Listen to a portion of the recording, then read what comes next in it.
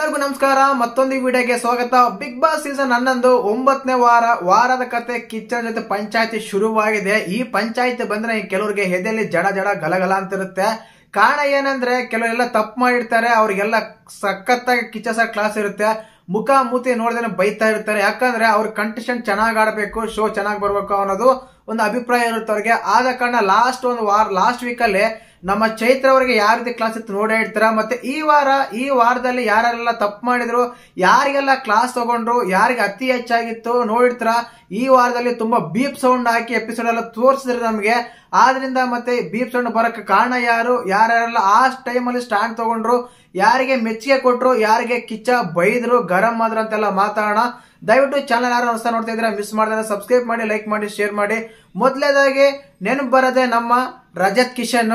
ಯಾಕಂದ್ರೆ ನೋಡಿರ್ತೀರ ಈ ವಾರ ಟೋಟಲ್ ಆಗಿ ಕೆಲವು ಸಲ ಒಂದು 10 ಸಲ ಒಂದು ಬೀಪ್ ಸೌಂಡ್ ಹಾಕಿ ಒಂದು ಎಪಿಸೋಡ್ ತೋರಿಸಿದ್ರ ಅಂತ ಹೇಳ್ಬೋದು. ಏನೋ ಪದ ಎಲ್ಲ ಯೂಸ್ ಮಾಡ್ತಾ ಇದ್ರು, ಏನಾದ್ರು ಮಗ ಅಂತಿದ್ರು, ಪಗ ಅಂತಿದ್ರು, ಬೇರೆ ಬೇರೆ ಪದಗಳೆಲ್ಲ ಯೂಸ್ ಮಾಡ್ತಾ ಇದ್ರು. ಆದ ಕಾರಣ ಈ ಕಾರಣಕ್ಕಾಗಿ ಕಿಚ್ಚ ಸರ್ ಸಖತ್ತಾಗಿ ಉಗ್ದಿದಾರೆ ಅಂತ ಒಂದು ಮಾಹಿತಿ ಇದೆ. ಕಾರಣ ಏನಂದ್ರೆ ಎಷ್ಟೇ ಟಾಸ್ಕ್ ಆಡಬಹುದು, ಎಷ್ಟೇ ಫಿಸಿಕಲ್ ಆಡಬಹುದು, ಎಷ್ಟೇ ಇದು ಮಾಡಬಹುದು, ಎಂಟರ್ಟೈನ್ ಮಾಡಬಹುದು, ಬಟ್ ಮಾತು ಅಂತ ಬಂದಾಗ ಬಿಗ್ ಬಾಸ್ ಮನೆಯಲ್ಲಿ ತುಂಬಾ ಇಂಪಾರ್ಟೆಂಟ್ ಆಗುತ್ತೆ. ಮಾತಿಂದನೇ ಜನರಿಗೆ ಮೆಚ್ಚುಗೆ ತಗೊಳೋದು, ಮೆಚ್ಚುಗೆ ಸಿಗೋದು ಮಾತಲ್ಲೇ ಹಿಡಿತವಿರಲ್ಲ. ಇಂಥ ಪದಗಳಲ್ಲಿ ಬಿಗ್ ಬಾಸ್ ಮನೆಯಲ್ಲಿ ಹಲೋ ಇಲ್ಲ. ಇದೇ ರೀತಿ ಪದಗಳನ್ನು ಯೂಸ್ ಮಾಡಿ ಆಲ್ರೆಡಿ ಒಬ್ಬ ಕಂಟೆಸ್ಟೆಂಟ್ ಹೊರಗಡೆ ಹೋಗಿದ್ದಾರೆ. ಈ ರೀತಿ ನಿಮಗೆ ಬೇಕಾ ಅಂತ ಹೇಳಿ ಕಿಚ್ಚ ಸರ್ ಗರಂ ಕೂಡ ತಗೊಂಡಿದ್ದಾರೆ. ಬೇರೆ ಒಂದು ಲ್ಯಾಂಗ್ವೇಜ್ ಅಲ್ಲೆಲ್ಲ ರೆಡ್ ಕಾರ್ಡ್ ಎಲ್ಲ ಯೂಸ್ ಮಾಡ್ತಾರೆ, ಬಟ್ ಇದರಲ್ಲಿ ಇಲ್ಲ. ಸಖತ್ತಾಗಿ ಬೈದಿದ್ದಾರೆ ಅಷ್ಟೇನೆ. ಬೈದು ಮತ್ತೆ ಬುದ್ಧಿ ಮಾತು ಹೇಳಿದ್ದಾರೆ. ಅದಾದ್ಮೇಲೆ ಗೋಲ್ಡ್ ಸುರೇಶ್ ಕೂಡ ಕ್ಲಾಸ್ ತಗೊಂಡಿದ್ದಾರೆ. ನಿಮ್ಗೆ ಅನ್ಸ್ಬೋದು ಗೋಲ್ಡ್ ಸುರೇಶ್ ಯಾಕೆ ಕ್ಲಾಸ್ ತಗೊಂತಾರೆ, ಬೈದಿದ್ದು ಅವ್ರಾದ್ರೆ ಅಂತ. ಹೌದು, ಬೈದಿದ್ದಾರೆ, ಮಾತು ಆಡ್ಬಿಟ್ಟಿದ್ದಾರೆ. ಮಾತು ವಾಪಸ್ ತಗೊಳಕ್ ಆಗಲ್ಲ. ಅದಕ್ಕೆ ಪಂಚಾಯತಿ ಇದೆ, ಪಂಚಾಯತಿಯಲ್ಲಿ ಮಾತಾಡೋಣ.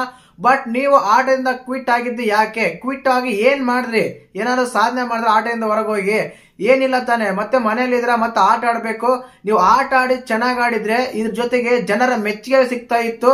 ಆದ್ರಿಂದ ನೀವು ಆಟ ಆಡದಿರೋ ಕಾರಣ ನೀವು ಏನು ಆ ಪದಗಳೆಲ್ಲ ಯೂಸ್ ಮಾಡಿದ್ರು ಆ ಪದಗಳಿಗೆ ಸ್ಕೋಪ್ ಇರ್ತಲ್ಲ ಅಂತೇಳಿ ಕಿಚ್ಚ ಸರ್ ಒಂದು ಪಾಠ ಮಾಡಿದ್ದಾರೆ ನಮ್ಮ ಗೋಲ್ಡ್ ಸುರೇಶ್ ಅವರಿಗೆ. ಆಕ್ಚುಲಿ ಅದು ನಿಜ ತಾನೆ. ಗೋಲ್ಡ್ ಸುರೇಶ್ ಅವರು ಬೈದಿದ್ದಾರೆ, ಅದು ಮುಗೀತು. ಪಂಚಾಯತಿ ಮಾಡ್ತಾರೆ. ಬಿಗ್ ಬಾಸ್ ಯಾವ್ದಾದ್ರು ಪನಿಷ್ಮೆಂಟ್ ಕೊಟ್ಟೇ ಕೊಡ್ತಾರೆ. ಅದ್ ಬಿಟ್ಬಿಟ್ಟು ನೀವು ಆಟದಿಂದ ಕ್ವಿಟ್ ಆಗಿ ಆಟ ಆಡಲ್ಲ ಅಂದ್ರೆ ಅಂದಿರ ಮಾತು ವಾಪಸ್ ತಗೊಳಕ್ ಆಗಲ್ಲ.